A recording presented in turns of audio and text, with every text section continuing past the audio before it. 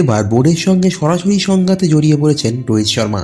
কিন্তু হঠাৎ করে কেনই বা রোহিত শর্মার সঙ্গে বোর্ডের মন কষাকষি চলছে, পুরো বিষয়টা জানাবো। তার আগে বন্ধুরা, আপনাদের কাছে একটি অনুরোধ, ভিডিওটি ভালো লাগলে লাইক এবং সাবস্ক্রাইব করে দেবেন। এই যে বোর্ডের সঙ্গে রোহিতের সংঘাত, তার পিছনে কারণ যেটা হচ্ছে বিরাট কোহলিকে নিয়ে। হ্যাঁ বন্ধুরা, কিছুদিন যাবৎ শোনা যাচ্ছিল যে বিরাট কোহলিকে নাকি টি-20 ওয়ার্ল্ড কাপের দলে রাখা হবে না। এই খবরটা নাকি রোহিত শর্মা শুনে বিসিসিআই সেক্রেটারি জয় শাহকে ফোন করেন এবং জানিয়ে দেন যে বিরাট কোহলিকে টি-20 ওয়ার্ল্ড কাপে রাখতে হবে। কেননা রোহিত শর্মা জানেন দলে বিরাট কোহলির মতো অভিজ্ঞ ধৈর্যশীল ওয়ার্ল্ড ক্লাস ব্যাটার কতটা যোগদান দিতে পারে।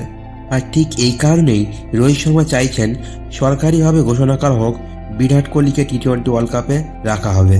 বিরাট কোহলিকে টি-20 ওয়ার্ল্ড কাপ স্কোয়াডে না রাখতে চাওয়া নিয়ে বোর্ড কর্তাদের একাংশের যুক্তি, ওয়েস্ট ইন্ডিজের মতো স্লো পিচে টি-20 ক্রিকেটে কোহলির পক্ষে মানিয়ে নেওয়া অসুবিধা হতে পারে। এই বিষয়ে কোহলিকে বোঝানোর দায়িত্ব দেওয়া হয়েছে প্রধান নির্বাচক অজিত আগারকারকে।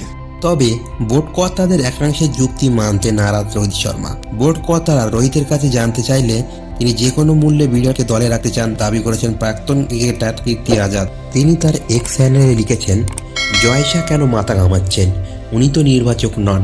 এই দায়িত্বটা অজিত আগারকারকেই দেওয়া উচিত।